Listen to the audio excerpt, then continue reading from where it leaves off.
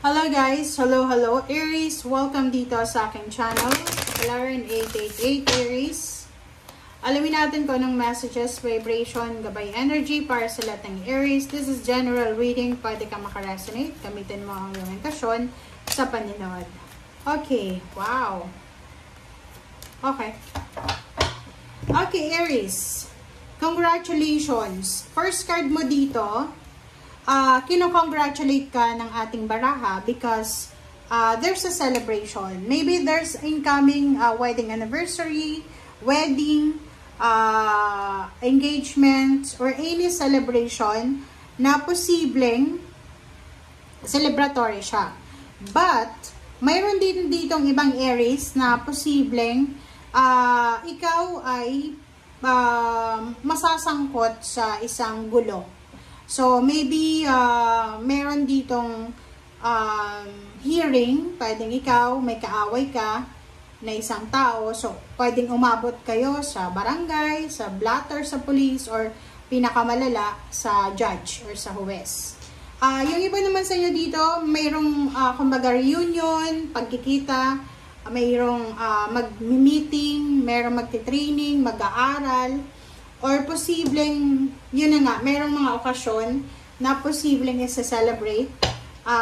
Maraming pagkakataon na magkita-kita kayo ng mga kakilala mo, kamag-anak, or kung sino man itong mga taong ito.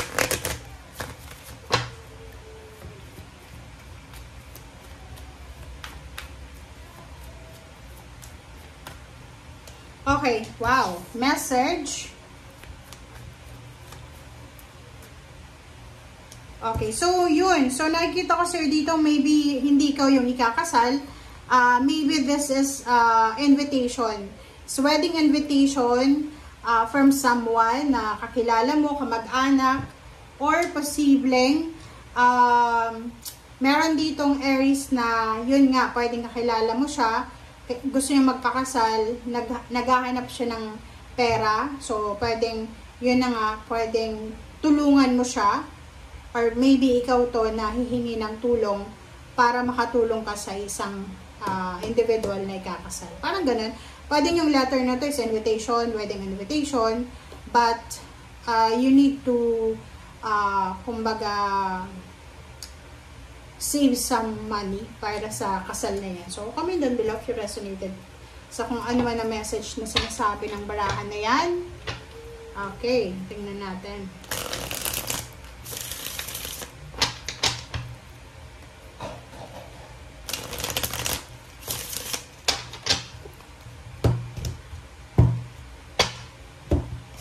Okay, Two of Pentacles. Sinasabi ng baraha sa'yo, Aries, na siguro sa ngayon, ginagawa mo yung best mo, ginagawa mo yung lahat para mabalanse yung pera mo. Yung ibang Aries dito ay tinatry talaga nila na maging balance yung pera. Parang ano to, balance and prioritization ng money, ng mga resources. So, sinasabi ng baraha sa'yo dito, Aries, na make sure na maging matipid tayo. Make sure na alagaan natin yung pera na pumapasok sa atin. Ten of Pentacles talaga ito. Diba? So, yun. Nakikita ko sa'yo dito, Aries, na posibleng ikaw ay makatanggap ng lump sum of money. Maybe may magpautang sa'yo, or maybe this is inheritance, or maybe this is financial accomplishment. Or since may susi dito, sinasabi ng barahan na posibleng may mga Aries na makakatanggap kayo ng job offer. Okay? Job offer ito na posibleng makatulong sa'yo para makaipon ka ng pera para mabalansin ng salapi mo. Okay. Next card natin is Nine of Swords. Nine of Swords, hindi ko alam kung bakit ganun, but meron ditong mga Aries na because of financial problems or scarcity, hindi ka makatulog sa gabi diba? Parang ang nakikita ko sa'yo dito na gustong-gusto mong makalikom ng malaking halagang pera.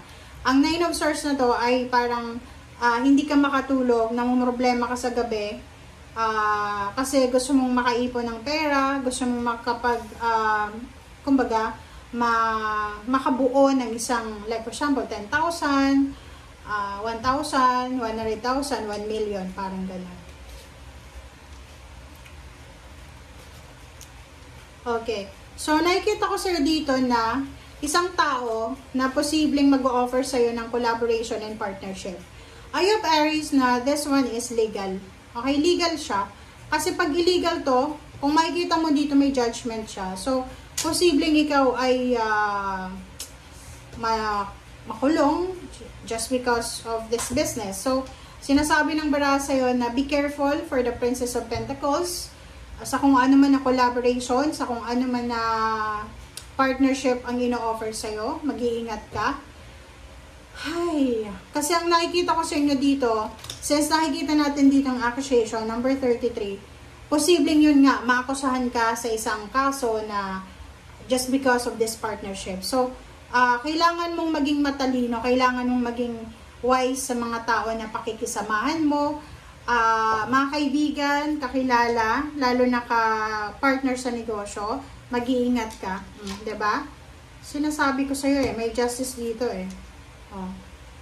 Sabi ng baraha dyan sa'yo, posible, if ever na halimbawa lang na may asawa ka, and yun, magkalibin na kayo, or asawa mo na, nagpakasal kayo sa West, and siguro pinapressure ka na magpakasal kayo sa pare. And yung idea na yan, maybe yan yung nagdadala sa'yo ng pressure. Nagdadala sa'yo ng panic. Kasi wala kang, wala kang 10 of Pentacles Wala kang money na may puproduce na lump sum just for the wedding or just for that celebration.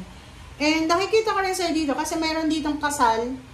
Posibleng merong, like for example, you're married or you're living with someone, live-in kayo, live-in partner, posibleng, meron ditong third-party accusation. Diba? Parang yung mga chismis about na yung partner mo may third party or ikaw may third party, parang ganon. So, posibleng kayo ay maging subject ng chismis, parang ganon.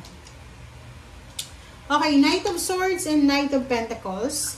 Diyan sa dalawang barahang yan, sinasabi ng baraha sa'yo na ihanda mo ang sarili mo para sa incoming financial wealth, financial new beginnings, financial openings, financial news, and kung makikita mo dito may Ace of Swords, sinasabi ng baraha sa'yo na huwag tayong magpadalos-dalos sa kung ano man na balita na yan na matatanggap natin.